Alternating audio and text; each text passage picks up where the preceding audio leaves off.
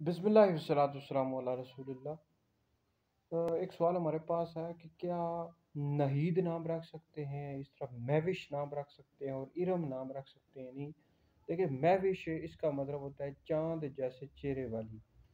तो महविश नाम रख सकते हैं, कोई हर्ज नहीं है। इस तरह इरम का मतलब जन्नत बहिश्त होता है, और इस तरह नहीद एक सितारे को कहते हैं। बहरहाल तीनों नाम रख सकते हैं, इसमें कोई हर्ज नहीं है।